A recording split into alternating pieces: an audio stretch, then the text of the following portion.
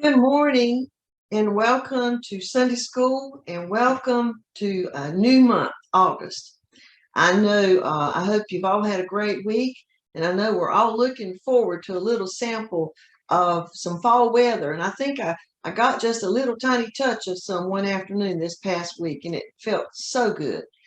Our lesson for today is session 10 in the quarterly, or 2 Kings chapter 12 in the Bible. Lessons in Kings so far have focused primarily on the kingdom of Israel. Now, Israel went through many different kings after Solomon, and after Solomon, the kingdom was divided into Israel and Judah. And most of the kings in Israel followed after the worship of false gods. A few names that you might recall would be Jeroboam, Baasha, Ahab, and Jezebel. That couple, we never forget. And there were others, but it seems that none of Israel's kings tried to turn the nation back to God. Both prophets of our lessons, Elijah and Elisha, lived in Israel's capital of Samaria, and they tried to warn the Israelites of God's coming judgment. After Elijah's showdown with the Baal prophets, Jezebel threatened his life. I know you remember that. He ran away about 350, 400 miles, but God spoke to him and sent him back to appoint Hazael, king over Aram, a nation that was usually at odds with Israel. He wanted him to appoint Jehu, king over Israel, and of course Elisha to follow him as God's prophet. Now, those three men were used by God, as I'm going to try to explain a little bit without a whole lot of confusion. The changing of the kings in the nations of Aram, Israel, and Judah were many and somewhat confusing. But I want to touch on just a few that preceded the lesson for today, because when I open up my quarterly and I see a new name appear, well, then I immediately want to know, how did we get to this person? So I go back and I read and try to find out a little bit. You might remember our study of Asa. He was the king over Judah, and Asa was important because he put in a lot of efforts to rid the nation of Baal worship and to turn the people back to God. He even went against the queen mother, because she had an Asherah pole. His son, Jehoshaphat, became king after him, and he followed in Asa's ways, which was good. At his death, his son, Jehoram, became king, and he flipped the coin and began to follow after the ways of the wicked king of Israel, Ahab. Jehoram actually married Ahab's daughter, Athaliah. Now, he died, and their son, Ahaziah, became king over Judah. Ahaziah was Ahab's grandson. Just so you know his background, that he might have a little line of evil blood running through his veins. But he became king over Judah, and he followed the ways of Ahab and did evil in God's eyes. So we've had Ahab in Israel with Baal worship. We did have Asa and his first son in Judah trying to turn the people back to God. Well, now we're down in Judah, and we've got some evil kings there. Well, he joined forces with Joram, the king of Israel at the time, and they went up against Hazael. Now, that's the king of Aram that Elijah was to name. Jehu, who Elijah also named as the king of Israel, ended up killing Joram, Israel's king, and Ahaziah, Judah's king, as well as Jezebel. And he also had all of Ahab's young sons put to death. There were 70 of them. He didn't kill them, but they were killed by their caretakers. He deceptively, now see how God is using this Jehu. He deceptively gathered all the prophets of Baal together and killed all of them. So it seems now that Israel might be headed down a different spiritual path. Jehu was not from the royal family that was next in line to be king when God told Elijah to appoint him as king. But God did tell Jehu, because of the things, because he had done what God had instructed, that he would have descendants sit on the throne of Israel for 4 generations. And in the future, we'll probably see that in the 4th generation, that did happen. But Jehu was careful, had to be careful to keep the law of the Lord, which he did not. And he died by Hazael's hand. That's the one that Elijah appointed over Aram. So you see how God used those that he had chosen. He used Hazael and Aram. He used Elijah. He used Jehu in Israel. And of course, he used Elisha to accomplish his purposes. And all 3 of those had been appointed by Elijah. So now we go back to Ahaziah, the king of Judah, back to his death by Jehu. Jehu also got rid of Jezebel, but he also got rid of Ahaziah. His father was Jehoram, and his mother was Ahab's daughter, Athaliah.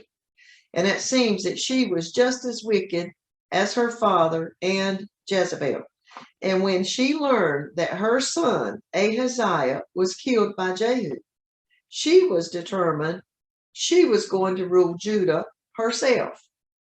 She proceeded to kill off all the royal family, meaning all the possible heirs to the throne. But Ahaziah had a sister. Her name was Jehosheba. And she took Ahaziah's young son, Joash, which is in our lesson for today, and hid him so he wouldn't be killed by Athaliah, his grandmother. Now, can you imagine the level of wickedness when a grandmother is trying to kill off even her grandchild, so that she can rule? Jehosheba, the child's aunt, Ahaziah's sister, was married to the priest, Jehoiada. Now they hid Joash and his nurse for 6 years in the temple. And after 6 years, Jehoiada arranged with the temple guards to protect this small king, because he was going to bring him out in public. He put Joash on the throne, placed the crown on him, gave him a copy of the covenant, and proclaimed him king. The people anointed the child. They clapped and shouted, "Long live the king." Athaliah, over in the palace, heard all the commotion and went to the temple to see what was going on. There she found her fate. At the direction of the priest, the guards took her away from the temple and put her to death. The people tore down the Baal temple and killed the Baal priest. They brought the young king from the temple, placed him on the throne in the palace, and they cheered because Athaliah was dead. Now, Joash was only 7 at the time, but he was guided and instructed by Jehoiada the priest. And in time, when he was older, he came to realize the rundown condition of God's temple. And that brings us to the first scriptures for today. Now, maybe all this background information is not relevant for the lesson, but the history is so intertwined and so controlled by God, and it is so intriguing that I would suggest that you go back and read the chapters that have been left out from last Sunday's lesson to this Sunday's lesson, which would be chapters 8 through 11. It won't be hard to read because it's so intriguing. And I just hope by reviewing that I didn't muddy up your understanding of today's lesson, because we're going to go to our first scriptures, but I just had to know, where did Jehoash come from? How did we get him now? So we'll go to verses 4 and 5.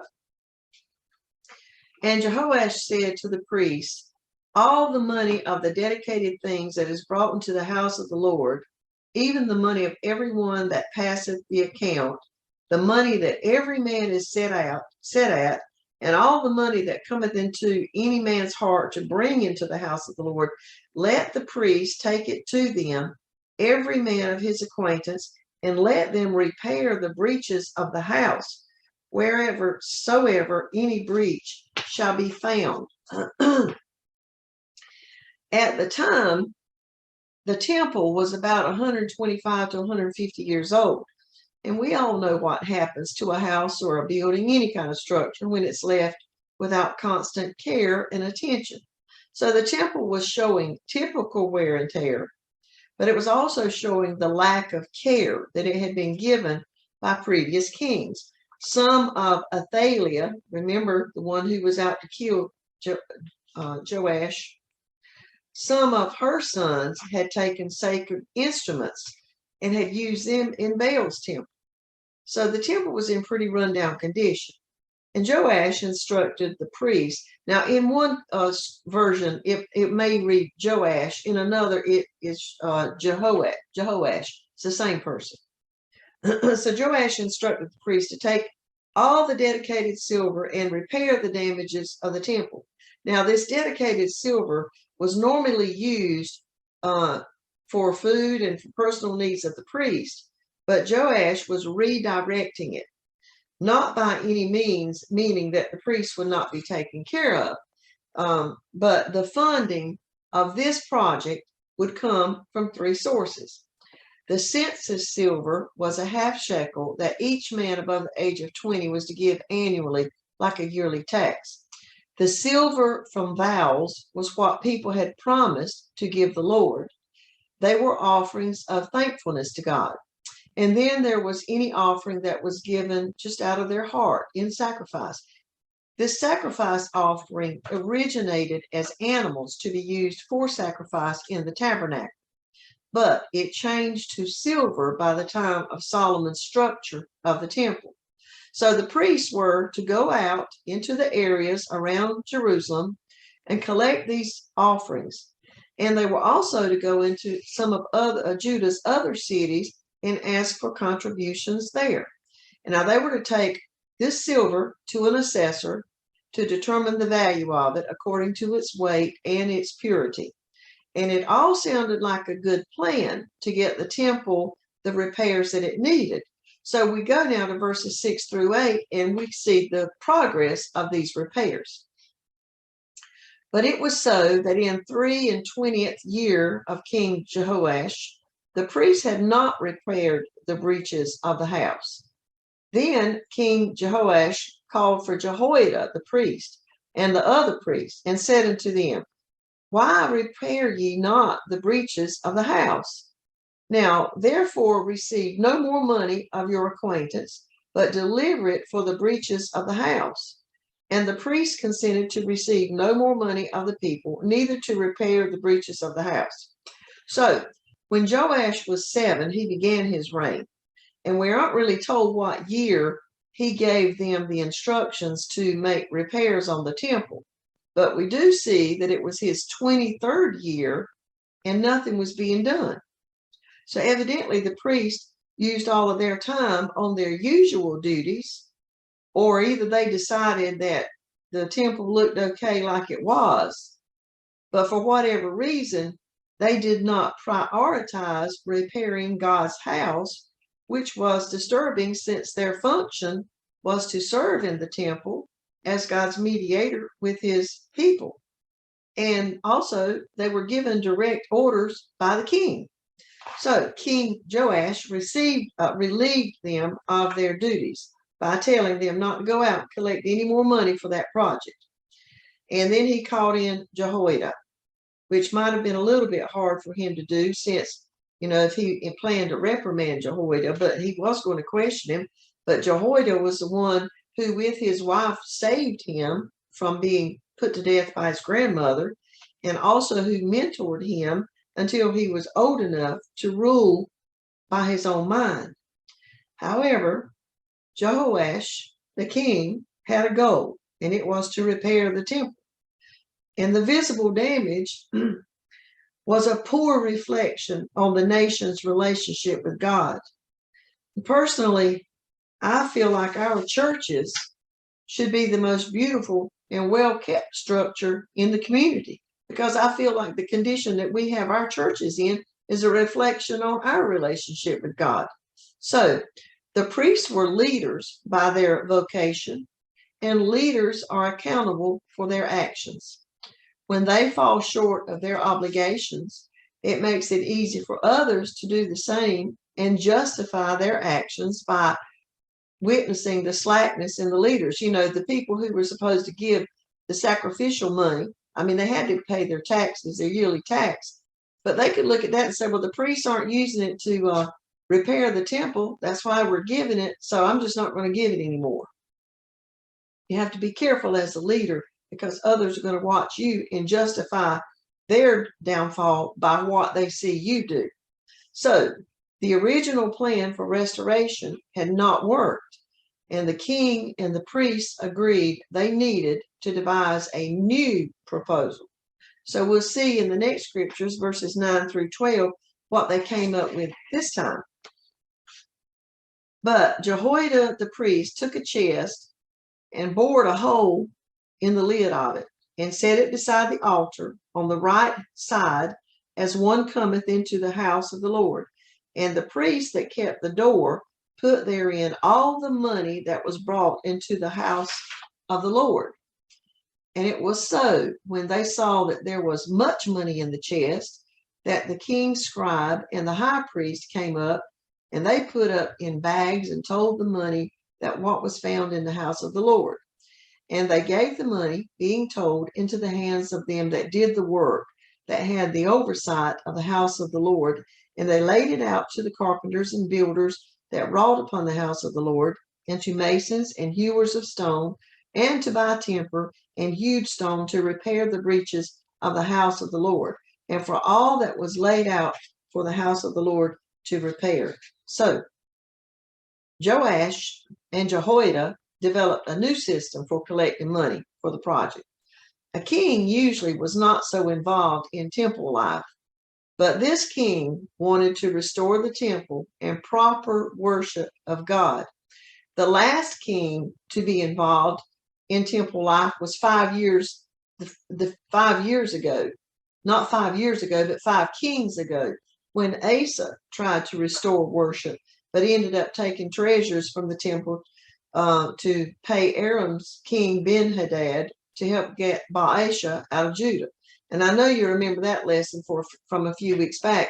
Asa started out real good, putting all the treasures in the temple, but when Judah began to be invaded by Israel's king Baasha, he took it all out and paid it to Aram's king to help him out. But now, there were 2 words that describe this new plan: accountability and abundance. The priests didn't go out to collect silver anymore. Jehoiada constructed a chest with a hole in the top, just like a child's bank, and people put their silver into the chest with the priests there, making sure that the silver, all of it, was placed there in front of people. That was the accountability, or part of the accountability part. Now, you don't want to think bad thoughts about the priests, but this method made sure that the entire offering went into this designated fund. They had been collecting it in the past, but nothing was done. So it makes you wonder, well, what happened to all of that? And maybe people stopped giving because they saw none of their money going to repair the temple. So anyway, it was put into the chest where everybody could see it. The king's, when the chest was full, 2 people were responsible for counting it. 2 people, the king's secretary and the high priest. So we had someone from the royal court and someone from the temple. Everything was done with transparency. Now that's a word we've heard a lot in our recent past. Everything needs to be transparent. These 2 men that counted the money would then turn the money over to the project overseers, and they paid for materials and for the labor that was getting the work done. They paid carpenters, builders, masons, those who cut the stones that they used, and they purchased timber. The overseers were turned over, given this money, but they were men of integrity, which means they did what was right even when no one was looking over their shoulders. They were trustworthy and honest in their business dealings and in their positions. The second word that described this new plan was abundance, meaning the people gave generously. They could see how their offerings were being used now. And this account was also recorded in Second Chronicles as well as in Second Kings. And in chapter 24 of Second Chronicles, in verse 10, it reads, all the officials and all the people brought their contributions gladly, dropping them into the chest until it was full. And the key word in that verse was gladly. They brought it gladly, and they gave generously. They gave so generously, the chest had to be emptied every day. Their giving indicated the temple and the worship of God had become priorities for them, which is exactly what Joash was aiming for. Now, the last scriptures for today are verses 13 through 16. Howbeit, there were not made for the house of the Lord bowls of silver, snuffers, basins, trumpets, any vessels of gold or vessels of silver of the money that was brought into the house of the Lord. But they gave that to the workmen and repaired therewith the house of the Lord. Moreover, they reckoned not with the men unto whose hand they delivered the money to be bestowed on workmen, for they dealt faithfully. The trespass money and the sin money was not brought into the house of the Lord. It was the priest. So, in order to assure those giving silver could see how their offerings were being used, all of that money was used for repairs. There were some objects used inside the temple that were normally dedicated for the worship of God that needed to be replaced, but none of this offering, this designated offering, was used to replenish them. They didn't use this offering for silver bowls, for snuffers, for basins, for trumpets, for vessels of gold or silver. All the collections were used to buy supplies and pay the workmen that were doing the repairs. And after all the restoration and repairs were made and all the workers were paid, any leftover silver would be used to replenish the items that were used inside the temple. And once again, I'll go to 2 Chronicles 24, verse 14, that says, when they had finished, they brought the rest of the money to the king and Jehoiada, and with it were made articles for the Lord's temple, articles for the service and for the burnt offerings, and also dishes and other objects of gold and silver. The fact that there was silver left to replenish these items in the temple was clear indication of how generously the people gave. The king's scribe nor the high priest asked for an accounting from the overseers who were entrusted with the money to finance the repairs and the restoration and to pay the workers. They were such men of integrity. Their work and their word were not questioned. Even though the priests were not collecting the money designated for these repairs, they did not suffer from this project. Their income and upkeep continued to come from the sacrificial offerings given by the people as usual. Now, this new system moved the restoration process smoothly and quickly along. People presented their offerings in full view of everyone. 2 priests made sure the offerings were placed in the chest. 2 men with impeccable reputation made sure the money was delivered to the overseers, and the overseers were men of flawless character. With this lesson, we are reminded that we are responsible for handling money and financial obligations of our churches and of our own personal accounts in ways that are witnesses of our Christian faith. When we review our own personal finances, what we've been paying money for, we get a clear picture of the priorities in our lives. May we be people who give God first priority in our lives and in our finances. I want to thank you for joining in today. I hope it's not been too confusing, but I do suggest that you go back and read those missing chapters. I'd like for you to join us at 9 o'clock on Sunday morning for in-person Sunday school if you can, 10 o'clock for in-person worship service. And just to point out something, my devotion this morning actually touched on that. And I want to read a little bit of it. It says, I've created you for fellowship in me and with others. I never meant for you to be alone. Let the bond of love keep you meeting together with others, especially those who walk in my ways. You will find encouragement in the shared experiences of my beloved ones.